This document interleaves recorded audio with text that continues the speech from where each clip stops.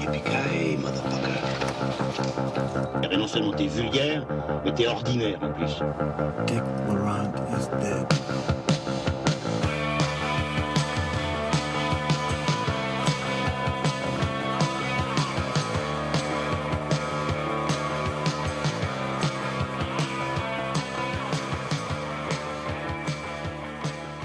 Bonjour, bonsoir, bienvenue à tous à Transmission numéro 5, la table ronde cinéphile du Passeur Critique. Je suis aujourd'hui avec mes collègues Manuel As. Bonjour Yves.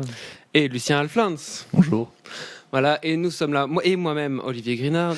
Un très bon programme cette fois-ci, puisqu'on va parler de Miss Peregrine et les enfants particuliers de Tim Burton, de Aquarius de Kleber Mendoza Filho, de Comancheria de David Mackenzie, de Juste la fin du monde de Xavier Dolan, et enfin de Fuoco Amare de Gianfranco Rosi. Donc un programme chargé aujourd'hui parce que, exceptionnellement, pas d'ordonnance du docteur Rezzo.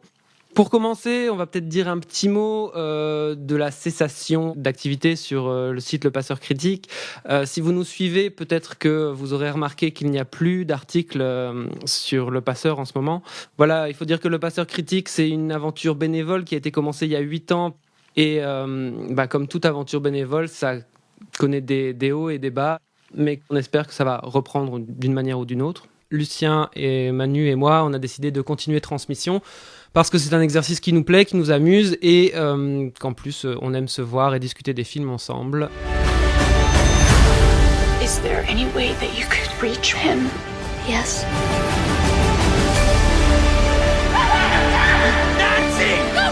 What if this whole time I've been looking for Will? I've been chasing after something else.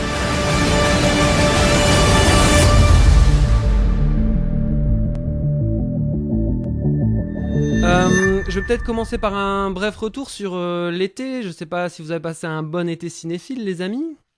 D'habitude, l'été qui était dominé par les grosses productions américaines, cette année m'a semblé dans un marasme assez embarrassant. Tous les films, plus ou moins, ont eu une réputation assez catastrophique très vite. Je crois que le plus gros succès de l'été, c'est Le Monde de Dory.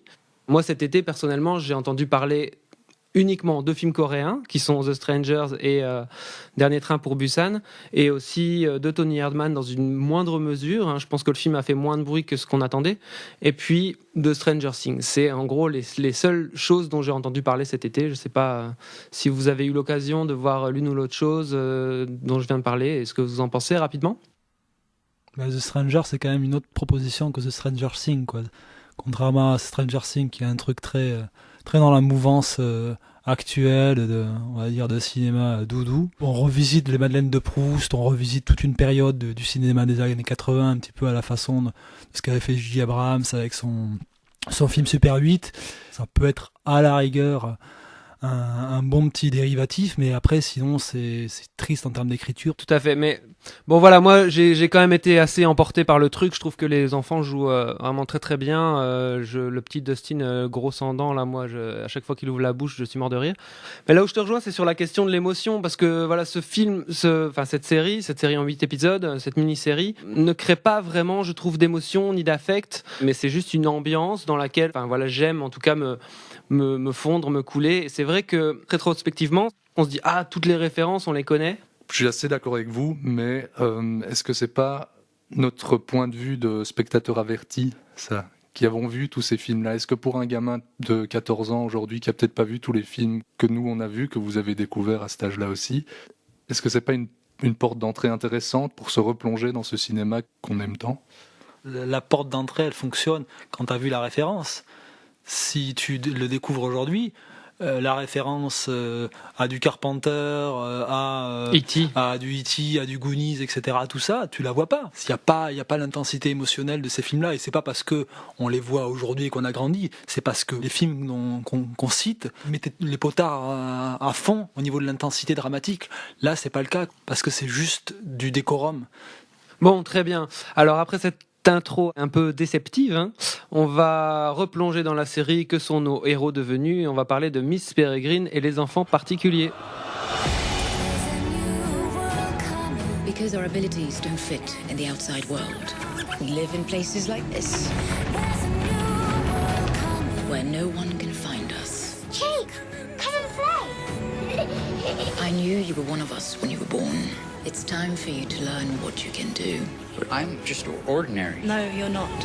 You were born to protect us. Promise me one thing. Look after them, Jake. I promise. Miss Peregrine et les enfants particuliers, c'est le nouveau film de Tim Burton avec au casting Eva Green, Terence Stamp, Asa Butterfield et aussi Ella Purnell qui dans le rôle d'Emma, la jeune fille plus légère que l'air. Et cette fois, la musique n'est pas de Danny Elfman, il faut le souligner. C'est l'adaptation d'un best-seller de la littérature jeunesse qui est signé Ransom Riggs, le premier d'une longue série apparemment. Et donc ce film, Miss Peregrine, raconte l'histoire de Jake, Asa Butterfield, qui va... Le film est assez difficile à pitcher. Donc qui va pénétrer l'univers de Miss Peregrine, qui possède une espèce de home pour les enfants qui sont doués de pouvoirs surnaturels.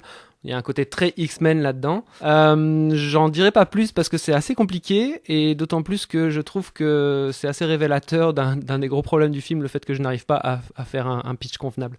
Qui veut se lancer là-dessus ? Lucien, tu commences sur Miss Peregrine ? Ouais, Miss Peregrine que j'ai pas détesté, contrairement à pas mal de Tim Burton dernièrement. Je me demande même si dans sa première heure, j'ai pas vu ce que je préférais chez Tim Burton depuis une dizaine d'années, tout en prenant en compte que ça fait quand même une dizaine d'années que je n'ai plus vraiment d'intérêt pour son cinéma. Pour moi, le bas blesse à partir du moment où il quitte ce home et qu'il quitte ce mélange, on va dire, monde réel et fantastique, pour aller vers un truc où tu parlais d'X-Men tout à l'heure, mais c'est vraiment ça, quoi, pour aller dans un... Moi, j'ai vu les Avengers par Tim Burton dans la deuxième heure, avec ces scènes d'action un peu ridicules, ces blagues faites directement au spectateur avec un petit clin d'œil à la clé, enfin, tous ces trucs-là. Et là, j'ai perdu le film. Après, je trouve que dans la première heure, il y a des choses qui me rappellent Tim Burton, et je pense... Moi, je connaissais pas le bouquin avant d'avoir vu le film. C'est du matériau pour Tim Burton. Peut-être le drame du truc, c'est que ça paraît écrit vraiment pour lui, mais là, ça me semble pas du tout incarné, alors qu'il y a tous les éléments qui pourraient l'être. Moi, je trouve qu'il y a un souci, c'est l'écriture de Jane Goldman, qui est une fidèle du cinéaste Matthew Vaughn, avec qui elle a écrit quasiment tous ses films, dont le X-Men First Class. Je trouve que ça marche très bien dans l'animation très postmoderne, où on fait des petits clins d'œil, etc. Je trouve que son écriture est extrêmement brillante dans ça. Mais dans le domaine de la fantasy, de cet émerveillement, je trouve qu'elle s'était déjà cassé la gueule avec Vaughn sur l'adaptation Stardust de Neil Gaiman. Et je trouve qu'on retrouve un petit peu ça. Il y a un truc, moi, que j'ai trouvé singulier, enfin que j'ai trouvé burtonien dans la première partie. Et ça faisait vraiment longtemps que j'avais plus vu ça.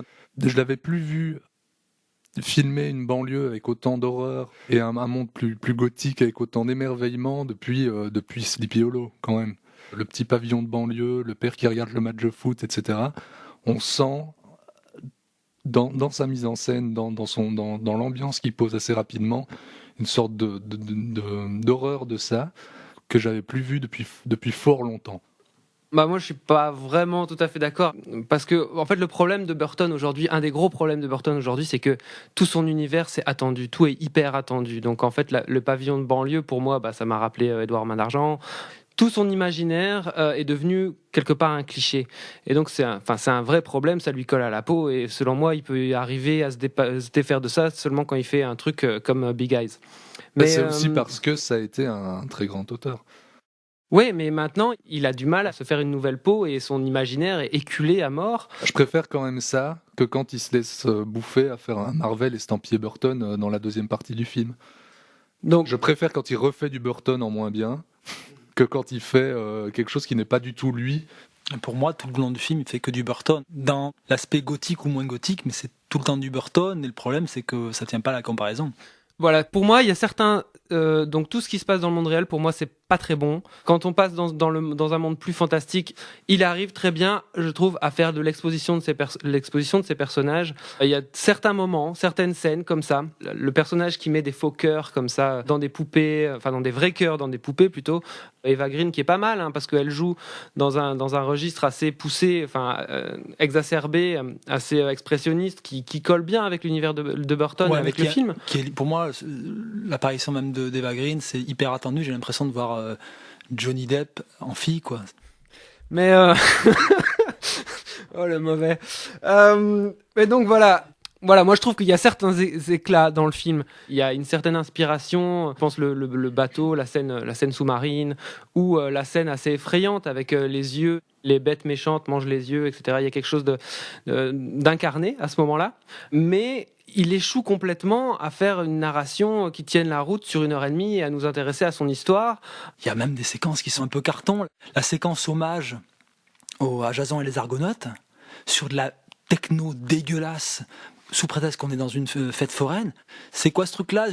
J'essaye de draguer du jeune, donc je mets un petit peu de la techno de supermarché dessus.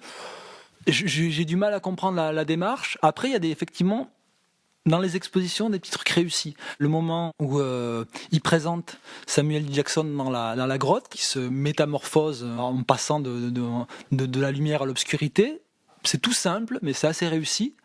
Le problème, c'est qu'après, tu vois la créature en plein jour à la porte de la maison, et le potentiel effrayant du personnage est complètement fucké à ce niveau-là. T'as en plus l'impression qu'il joue comme dans Roger Rabbit, le méchant de Roger Rabbit, en roulant des yeux. C'est pas possible, tu fais...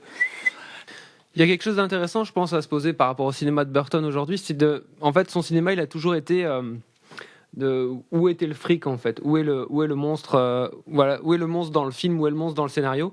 Et ici, en fait, tous les personnages quasiment sont des monstres. C'est même des monstres qui affrontent d'autres monstres. Il y a vraiment ce côté X-Men, ce qui fait qu'il n'y a plus de référence aux personnages normaux. Donc voilà, tout le monde est bizarre, et donc finalement on s'en fout un peu, je trouve. Il y a un côté comme ça. Mais je trouve qu'il y a même un aveu, moi, à la fin du film, là, quand même, la conclusion qu'on va pas spoiler du film et le choix que fait le personnage à la fin. T'as l'impression que délibérément Burton te dit, il te fait l'aveu que je vais rester dans ma petite boucle temporelle, dans le même petit monde, et je vais m'y complaire. Et je trouve que c'est un peu effrayant. Après, peut-être qu'il n'arrivera jamais à dépasser justement cette esthétique qui a eu cette espèce d'acmé à ce moment-là, aussi de naissance quelque part. Et voilà, à mon avis, il n'arrivera jamais à dépasser cette phase de sa créativité. Você sabe alguma coisa sobre essa gente? Tá querendo me botar medo. Mas é bom ter pouquinho de medo mesmo, né? A senhora é muito teimosa. Às vezes a senhora parece uma mistura de velhinha com criança. É que eu sou uma velhinha com criança. Tudo junto. Oh, you gonna take me home tonight? Oh, down beside that red firelight.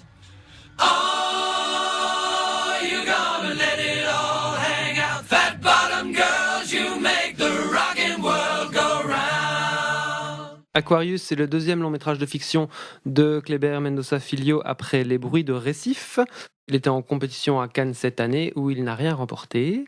Mais Sonia Braga, par contre, qui est l'interprète principale de Aquarius, était une candidate sérieuse, en tout cas au prix d'interprétation féminine, mais elle ne l'a pas eu, à l'instar d'Isabelle Huppert d'ailleurs. Bref, Aquarius, c'est l'histoire donc de Clara. Et Clara, c'est une femme qui est au début de ses 70 ans. Et elle habite dans un vieil immeuble en bord de mer qui s'appelle l'Aquarius, qui n'est pas une boisson. Elle est toute seule à habiter dans cet immeuble puisque tous les appartements ont été rachetés, mais elle ne cède pas. Elle veut rester habiter dans cet appartement qui a une histoire, qui est intimement connectée à ses souvenirs personnels. Voilà, donc c'est un peu le combat de cette femme, la vie de cette femme et le combat de cette femme pour garder son appartement. Qu'avez-vous pensé de ce film, Aquarius, Manu ?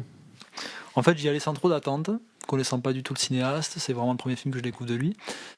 Et j'ai plutôt été séduit par le film, par son écriture, la manière dont, sans trop spoiler, de raconter entre guillemets une phase de la vie de cette femme qui a été son cancer et la façon dont elle s'est battue, de le raconter par sa lutte actuelle pour garder son appartement. On ne le saisit pas complètement tout de suite, mais c'est assez brillant dans son écriture tout du long. Et après, c'est un super beau portrait de femme. Et pour le coup, une femme d'âge mûr et qui reste extrêmement désirable. Elle est vraiment appréhendée dans sa dimension sexuée. Peut-être parce que Sonia Varga est aussi une sex symbole dans son pays. Le film joue peut-être vachement en parallèle entre son personnage et aussi ce qu'elle a incarné, ce qu'elle incarne dans le cinéma. C'est une belle découverte et un très beau portrait de femme. C'est vrai que j'ai pas vu forcément tous les films de Cannes, mais c'est assez étonnant qu'elle soit repartie bredouille pour son interprétation film. La construction du film, en effet, assez particulière. Donc, il y a un long prologue qui se déroule en 80 où on voit donc le personnage de Clara qui est dans sa trentaine. Et puis ensuite, le film est découpé en 3 parties qui, en effet, comme le disait Manu, dont le titre de chacune des parties renvoie à des événements passés de la vie de Clara, mais qui vont résonner avec ce qu'elle vit actuellement dans la revente ou la possible revente de son appartement. Lulu, qu'est-ce que tu as pensé du film, toi ? J'aime la manière dont le film se développe, ça par couche, de cette espèce de double combat, enfin de mise en parallèle, de lutte pour garder son appartement, mise en parallèle avec la lutte qu'elle a eue une vingtaine d'années plus tôt, une trentaine même, contre le cancer. Tu parlais d'une femme sexuée, désirable, malgré une ablation d'un sein, une revendication du droit au plaisir malgré une transformation physique, quelle qu'elle soit, en l'occurrence l'ablation d'un sein. En effet, le personnage est magnifique, et notamment tout l'aspect de définir le personnage à travers des objets. C'est pas seulement d'ailleurs le personnage de Clara, mais dans le prologue, il y a un autre personnage qui est défini à travers un objet qui reste tout le long du film. Son rapport au disque, au support physique, au matériel. Il y a un côté comme ça nostalgique. Je suis pas d'accord avec le terme nostalgique. Le passé s'insinue tout le temps. C'est plutôt comme si le présent était envisagé comme un reflet de la mémoire, un reflet de ce qu'il y a eu avant. C'est un combat qui est purement pour son présent et son avenir. Moi, je trouve quand même qu'il y a un côté nostalgique dans le film, dans le sens où le personnage de Clara est assimilé à une espèce d'intelligentsia brésilienne, une couche dorée de la population brésilienne, et il y a quand même un côté c'était mieux avant, parce que les nouveaux riches dans Aquarius sont présentés comme des porcs. Il y a une scène assez éloquente, avec une partie qui est organisée dans l'appartement au-dessus de chez elle. Il y a quand même ce côté nostalgique de avant, on était quand même une bourgeoisie, mais on était cultivé. Là, pour moi, il y a de la nostalgie. Oui et non. Il y a cette dimension un petit peu, peut-être on pourrait dire réac, mais c'est constamment court-circuité. C'est jamais une logique binaire. Contrairement à certains films dont on va parler ou qui ont souvent une construction des personnages uniquement dans la discorde ou dans l'opposition, c'est un film qui fait évoluer ces personnages constamment. Les antagonistes ont quand même une subtilité. La scène avec les enfants et le conflit qu'elle a avec sa fille, il est hyper touchant parce que tu es à la fois sur les deux personnages. Tout à fait. Il n'y a pas un qui a raison ou il n'y a pas un qui est le gros con. Même le personnage de Clara, auquel on s'attache, qu'on peut adorer, a plein d'aspérité, exactement. Moi, le personnage de Clara, il m'a rappelé Isabelle Huppert dans Elle. On a 2 films qui tiennent sur des personnages féminins très forts, qui sont des personnages âgés et qui, en tout cas dans une maturité assez avancée, qui décident, qui ont une sexualité, qui décident de leur destin, qui prennent en main leur destin et qui sont des femmes fortes, des femmes blocs comme ça, tout en sachant accepter les propositions des autres, mais qui décident de leur destin vraiment et qui le prennent en main. Elle n'a jamais peur, c'est ce qui la rend entre autres aussi fascinante et aussi badass. C'est un personnage qui relève toujours la tête, un beau personnage. Moi, j'ai quand même un petit bémol sur le film. Je trouve que malheureusement, le film est un peu trop long. Pour moi, il y a un quart d'heure, 20 minutes de trop qui, du coup, m'empêche d'accéder vraiment à une émotion. Je trouve qu'à la fin, ça s'étire un petit peu trop. L'émotion est peut-être trop distillée, je trouve, dans le film. Il me semble qu'on n'a pas parlé de cette utilisation de la musique. Oui, c'est vrai que ça commence. Il y a du Queen à deux reprises. Et pour ceux qui sont allergiques à Queen, je précise que ce sont des bonnes chansons de Queen du début. Il y a beaucoup de scènes avec de la musique. La musique a vraiment une part importante dans le film, scénaristiquement pour le personnage comme dans la mise en scène, dans la manière dont c'est donné au spectateur. Il y a une scène que je trouve aussi très belle, c'est la scène avec la nouvelle compagne de son neveu, où elle décide de mettre un disque, elle demande si elle peut mettre un disque, elle met un disque, et c'est une scène où je pense on écoute plus ou moins toute la chanson, il y a plus ou moins rien qui se dit, juste des regards qui se croisent sur cette chanson-là, et tout est dit.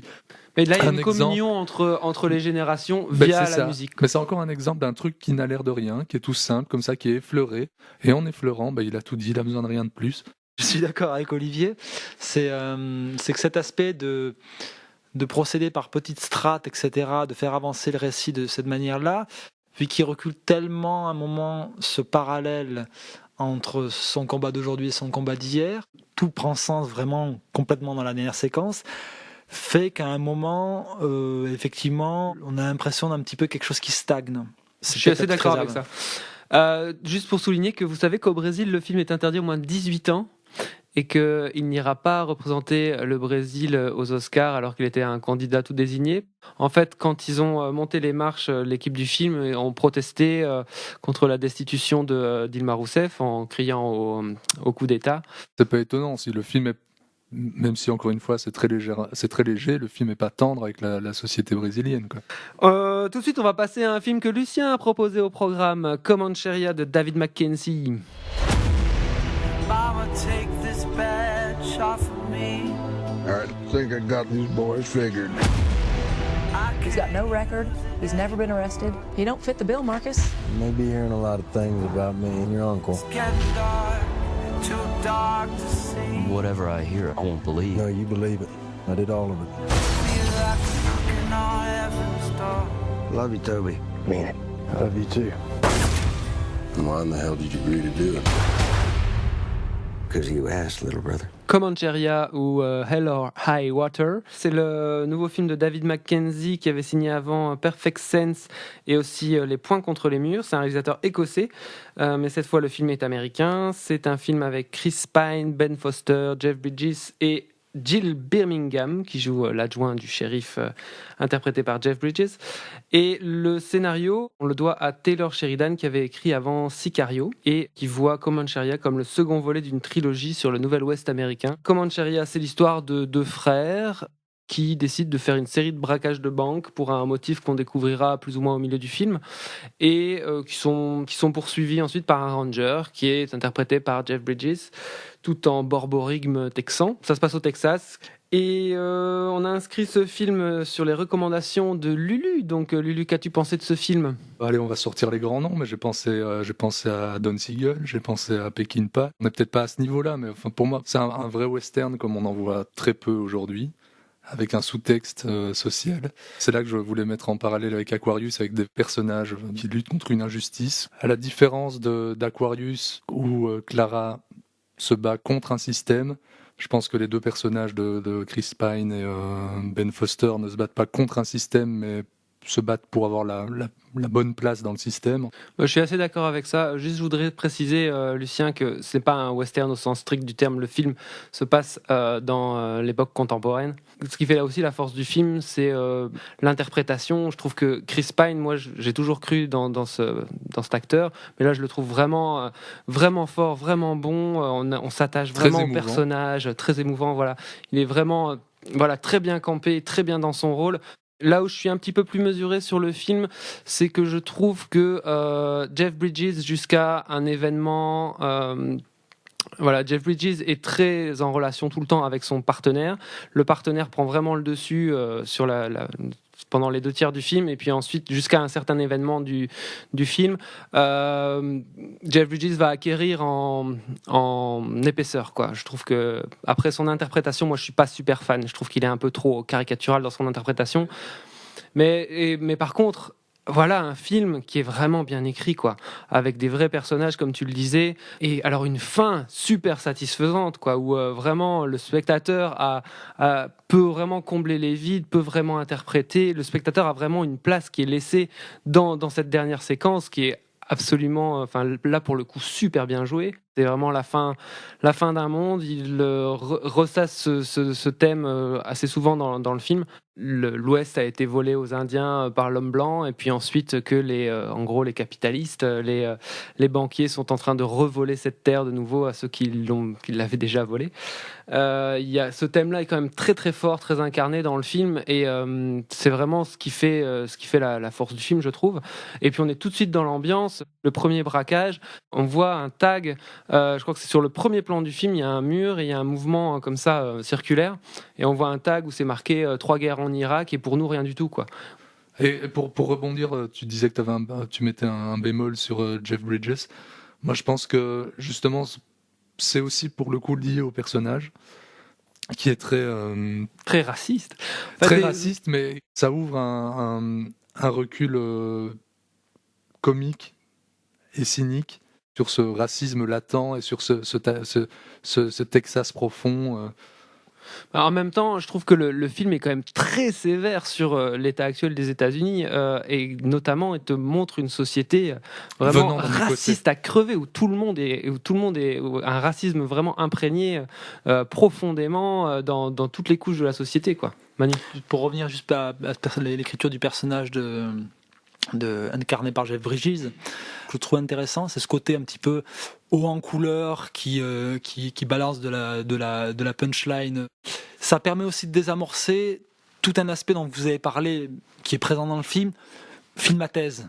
On parle de ça, mais aussi on fait un film de divertissement. On n'est pas dans un truc trop plombant, qui était pour le coup peut-être un petit peu moi le souci que j'avais dans le Sicario de Villeneuve, qui pour moi perdait vachement ses personnages.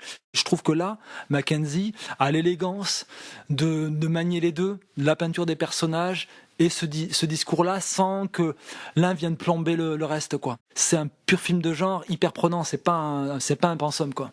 Moi, j'ai envie de rebondir sur deux choses. Je pense que Mackenzie, pour moi, ses plus grandes réussites sont quand il est délimité par un genre défini.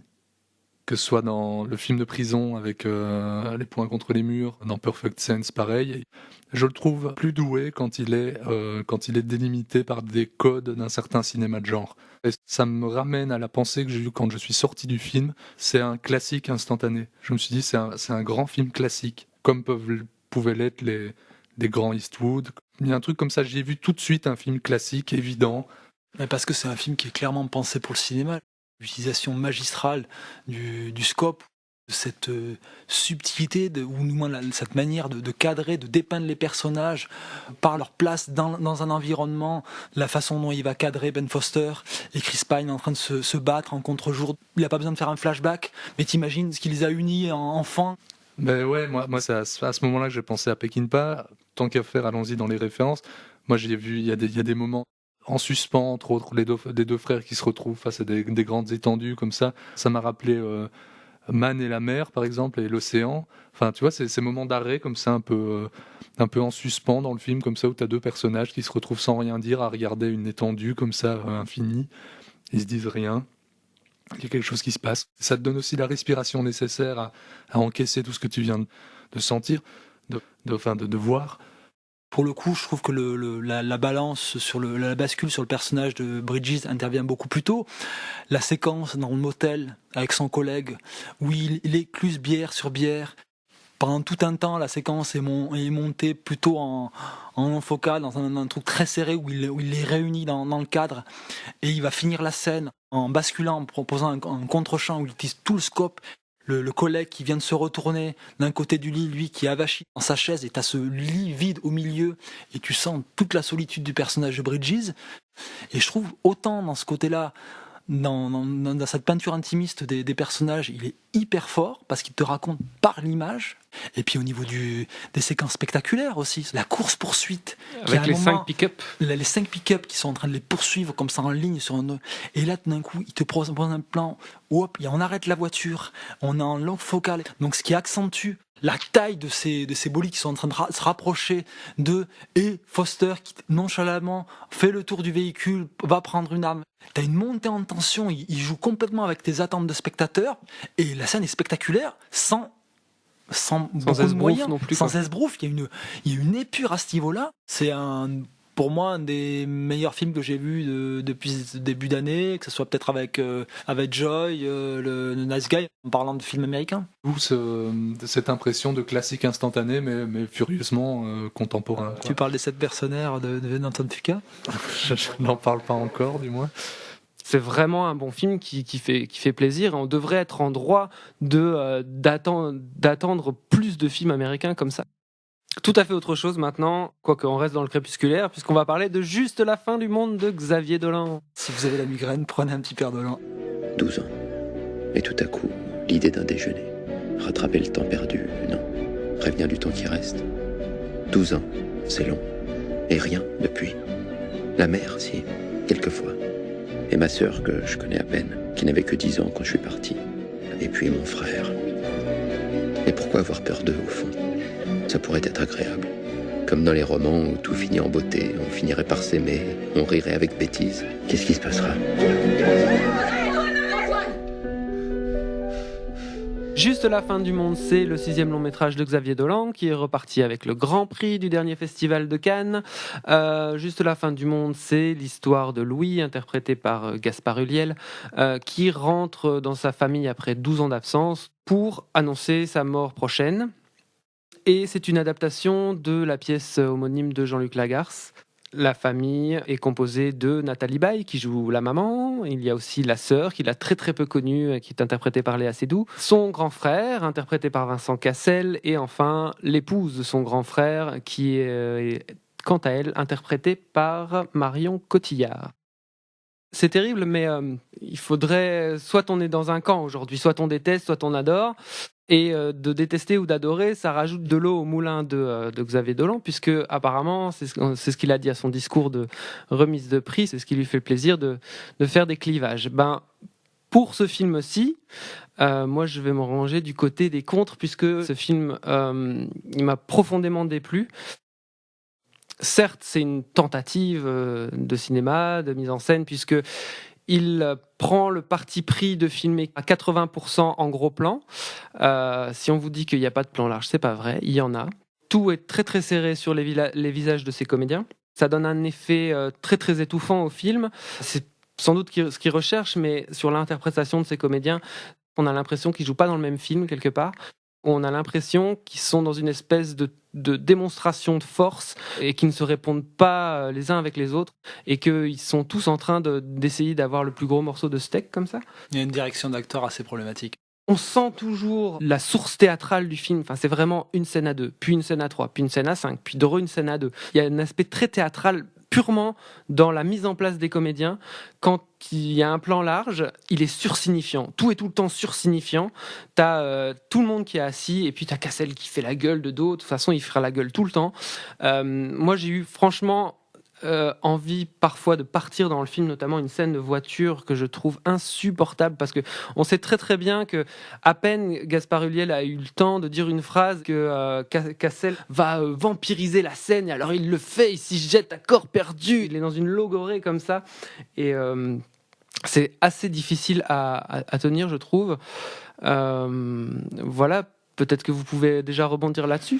Mon problème principal, enfin, je trouve qu'il y a plein de problèmes dans le film. Il y en a un principal, ce qui est la base du cinéma. Je ne crois en rien dans ce film. Tu croyais à Miss Peregrine ?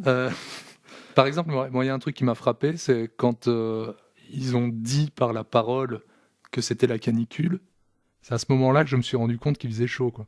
Donc, ça fait déjà une demi-heure de film où tu as des acteurs qui sont... Je sais pas, quand t'es maquillé comme Marion Cotillard ou comme Nathalie Baye dans le film, et que c'est la canicule, ça dégouline, quoi. Enfin, je veux dire, tu le vois, tu dois le sentir directement, dès les premiers plans, sentir qu'il fait chaud.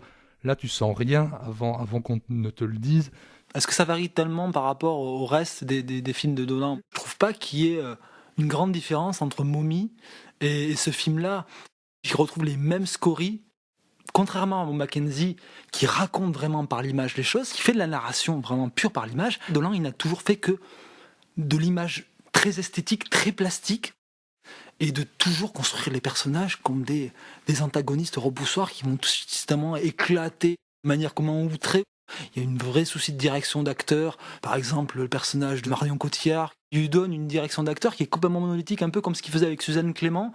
Mamie, c'est je sais pas trop, tu as toujours le cul entre deux chaises et elle n'avance pas, elle fait du surplace. C'est extrêmement frustrant pour le spectateur et pour moi ça enferme l'acteur dans un truc. Je trouve qu'il y avait quelque chose qui marchait mieux dans certains de ces autres films qui relevaient plus du cinéma patchwork, de films qui seraient l'addition de différentes scènes qui peuvent avoir plus ou moins d'intensité. C'est ce qui pouvait m'intéresser dans d'autres de ces films qui ne m'intéressent plus du tout là-dedans. On est dans le beaucoup de bruit pour rien, ça parle beaucoup, ça raconte rien, ça crie très fort, mais... Non, mais là où je voulais rebondir sur ce que tu disais, Manu, c'est que ces personnages, aussi un gros problème avec ces personnages-là, c'est que c'est des personnages qui n'évoluent pas, quoi, d'un iota. Ils vont tous rester les mêmes tout le long du film, quoi. Cassel, on va avoir une espèce de révélation sur Pourquoi est-ce qu'il est toujours aussi énervé et à fleur de peau? Mais à part ça, je veux dire, dramatiquement, il y a vraiment pas grand-chose qui se passe, quoi. On reste dans une espèce en effet, des éclats, langage vulgaire, ordurier, qu'on balance à la gueule des gens comme si on se jetait des assiettes à la gueule. Ça brasse du vide, en fait, ce film. Alors qu'il y a un joli questionnement. Comment annoncer sa mort à sa famille? Moi, je trouve que ça peut être un sujet de cinéma.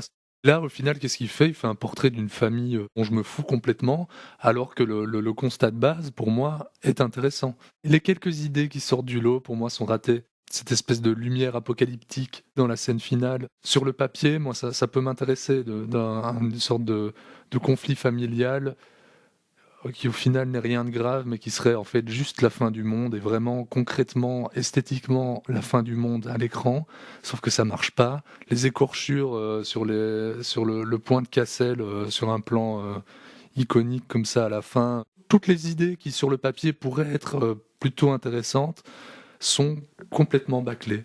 J'ai l'impression qu'il construit tout au forceps.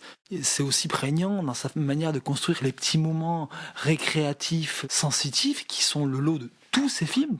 Souvent en te balançant de la bonne grosse dope musicale. Là, on se tape du Ozone avec Léa Seydoux, qui ose pas trop faire sa chorégraphie sur la grosse musique pourrie. T'y crois pas un seul instant. Pour moi, ça me fait penser à ce que fait La Fosse dans son dernier film, où on te balance du maître Gims pour montrer une scène de communion entre les personnages, parce qu'on ne sait pas construire le reste. On balance le moment pop, et ça, pour le coup, Dolan, il a toujours fait ça. Moi, je préférerais nettement que ces utilisations de chansons, s'ils les aiment ou non, on s'en fout, mais soient sincères. Là, il y a un truc un peu faussement naïf comme ça, qui rend ça extrêmement, au final, prétentieux. Il va tellement loin, il pousse tellement le curseur que ça devient ridicule, ça devient risible, quoi.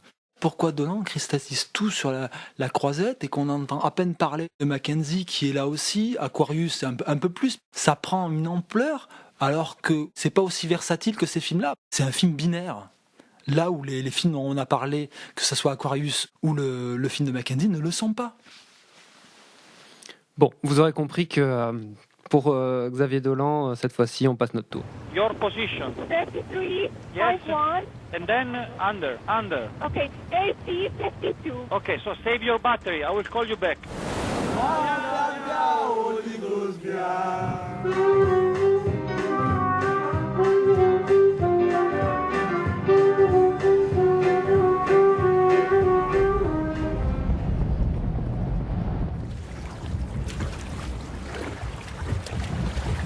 Fuoco Amare, c'est le nouveau film du documentariste italien Gianfranco Rosi, qui a été formé à New York et qui est devenu, avec ce film, puisqu'il a reçu l'Ours d'Or au dernier festival de Berlin, le documentariste le plus primé de l'histoire du cinéma, puisqu'il avait reçu le Lion d'Or pour son précédent film Sacro Gera. Et Fuoco Amare, c'est quoi? Eh bien, c'est un portrait d'un lieu, on peut dire ça, je pense, de l'île de Lampedusa. Cette île qui accueille des flux ininterrompus de migrants qui fuient la situation au Moyen-Orient, la situation en Afrique du Nord, ou en Afrique noire d'ailleurs. Et il va tisser des liens entre ces migrants, les gens qui les accueillent, et aussi les habitants de l'île de Lampedusa. Il tisse des liens, il met en parallèle. On ne voit pas de lien se créer in extenso entre ces différents personnages. Et je crois que on arrive au cœur du débat, parce que c'est là justement où est le truc de Rossi, justement. C'est est-ce que il les met en parallèle, il les fait se rejoindre ou pas? Là, en l'occurrence, on les voit pas vraiment se rejoindre, mais Lucien, qu'est-ce que tu as à dire là-dessus? Il y a deux personnages qui font se lier les choses, mais pour moi, le problème du film, que j'aime plutôt dans son ensemble, c'est cette mise en parallèle et ce manque d'interaction. Le médecin et la mère sont un peu les deux liants. La mère MER ? La mère MER. Entre ce qu'il filme, ce qu'il nous montre. Et ça te semble trop peu? Ça me semble un peu trop peu. Même si... par exemple, le personnage de... Samuel ? De l'enfant, Samuel, qui est le personnage du film, pour moi, qui est un personnage que je trouve construit. Il y a des scènes qui me font penser au cinéma comique italien des années 60-70. Un côté un peu... gamin de 10 ans qui est complètement névrosé, qui allège un peu le propos général du film, ce que je trouve très intéressant, mais j'aurais aimé que ce personnage s'intègre plus dans l'autre versant du film. Je trouve qu'il y a quelque chose d'assez intéressant et assez singulier dans l'écriture du film, de cette mise en parallèle de ce gamin en train de fantasmer une guerre en regardant la mer, et ces mecs-là qui reviennent et qui ont fui cette mer. La façon dont les mecs récupèrent ces migrants, la manière très clinique de montrer ça, ça te questionne sur ton degré d'humanité. C'est là une des vertus du film, mais tu parles de mise en parallèle, et on en parlait il y a 2 minutes, ce gamin qui s'inquiète sur son avenir de pêcheur parce qu'il dégueule à chaque fois qu'il monte sur un bateau. Je trouve ça très beau, très touchant, et en même temps, j'aurais aimé qu'il y ait une confrontation plus directe entre ces deux choses-là que je ne retrouve pas, à mon sens, assez. Mais pour moi, ça fait partie du propos du film, c'est qu'il te montre une vie qui continue, une vie qui est là malgré tout sur l'île, une espèce de vie quotidienne, et il va justement avec des personnages précis, et il te montre le drame de l'autre côté, et en même temps, il faut que la vie continue malgré ce drame, et il te montre des gens qui font avec, quoi. Par exemple, au début du film, il y a une scène quand même assez éloquente où tu vois la maman qui met la table ou je ne sais quoi, ou qui fait des pâtes, et puis à la radio, il y a encore 600 morts, noyés, machin, et puis elle dit juste « Ah, pauvres gens », et point, et elle continue son affaire. Donc, en effet, je vois ce dont tu parles, Lucien, de cette espèce de manque de liant entre les deux, mais je trouve que c'est le pari théorique du film, en fait. Il y a un côté extrêmement théorique au film qui dit...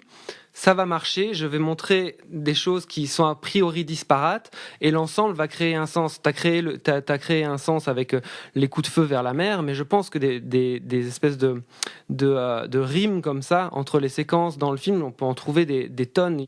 Et il t'impose pas une thèse. Il évite le piège d'enfoncer une porte ouverte vis-à-vis de la problématique. Après, moi j'ai un petit problème quand on parle de l'écriture du film, c'est que par moment, il y a quand même une volonté tellement un moment de limite de construire certaines séquences de la fiction, pour moi qui questionne l'artificialité du processus, et je trouve pas que c'est le moment de le poser à ce moment-là, et en plus je trouve ces séquences les moins intéressantes du film, quoi. Il est obligé de mettre des espèces de rustines parfois entre ces séquences, entre la vie de l'île et la vie du quotidien sur l'île et ce qui se passe avec le drame des migrants. Il est obligé parfois de mettre certaines rustines, et il y a notamment en effet une avec la radio qui est un peu problématique, mais franchement c'est pas vraiment dommageable. C'est que le film se construit vraiment sur un fil vraiment très ténu, et il est obligé, ou en tout cas il recourt parfois à quelques chevilles qui sont un petit peu questionnantes, quoi. Ok, alors on passe tout de suite au conseil. Ben oui, parce que pas d'ordonnance aujourd'hui. Malheureusement, le docteur Réseau a trop de travail, il a trop de fous sur les bras. Il faudra un jour révéler qu'il est réellement docteur. Mais donc, Manuel, qu'est-ce que tu as ramené dans ta besace aujourd'hui ? Et alors, dans ma besace, pour changer, ça sera pas une série à vous conseiller, ça sera plutôt un livre, un bouquin qui a tardé à traverser l'Atlantique et à enfin paraître en langue française, qui est Making Movie de Sidney Lumet, qui parle en à peu près 200 pages de sa pratique du cinéma, et c'est vraiment un bouquin passionnant, et donc il va sortir dans les jours qui viennent chez l'éditeur Capricci. Comme Making Movie, ça va s'appeler Faire un film, qui résume la manière très, très pragmatique de Lumet d'aborder son métier, tout ça avec en exemple ses propres films. Lumet détaille des problématiques très concrètes qu'il a eues vis-à-vis de ses films, et c'est passionnant de voir comment il a réussi à aboutir au film qu'on connaît. Et donc c'est passionnant parce que Lumet est un pur conteur, ça vous apprend beaucoup sur le cinéma, ça vous donne envie de revoir tous les films de Lumet, donc c'est une petite sortie qui va ravir nos amis qui ne sont pas anglophones.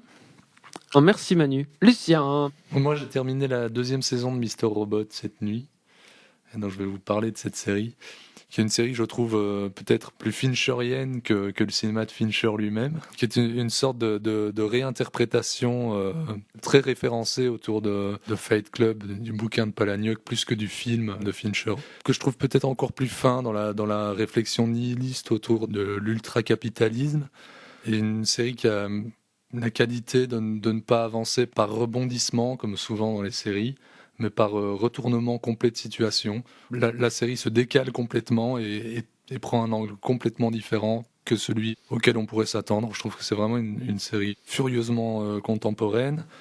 Très bien. Ben moi, je vais parler juste du festival du film de Gand, On va pas prendre de gants. Voilà, du festival de Gand, qui est un festival dédié au giallo, où tous les gens ont des gants noirs dans les films.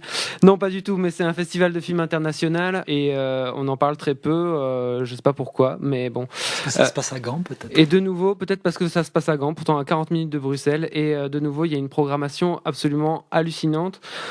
Pêle-mêle, je vous cite Birth of a Nation, qui a fait beaucoup de bruit à Sundance, Baccalauréat de Christian Mungiu, Home de Fintrock, In Jackson Heights, qu'on n'a pas pu voir nous ici, de Wiseman, I, Daniel Blake, La Palme d'Or, Jackie et Neruda, les 2 nouveaux films de Pablo Larraín, A Monster Calls de Juan Antonio Bayona, Patterson de Jim Jarmusch, Personal Shopper, Sierra Nevada et Snowden de Oliver Stone. Tous ces films-là à Gand, 40 minutes de Bruxelles. Voilà, écoutez, ce sera tout pour aujourd'hui. Pour ce 5e épisode de transmission, la table ronde cinéphile du Passeur Critique. Merci Manuelas. Merci Olivier. Merci Lucien Alflans. Merci à vous deux. Et ruez-vous au cinéma, comme on a détaillé pendant l'heure précédente. Il y a énormément de beaux films à voir. Voilà, à bientôt, la prochaine.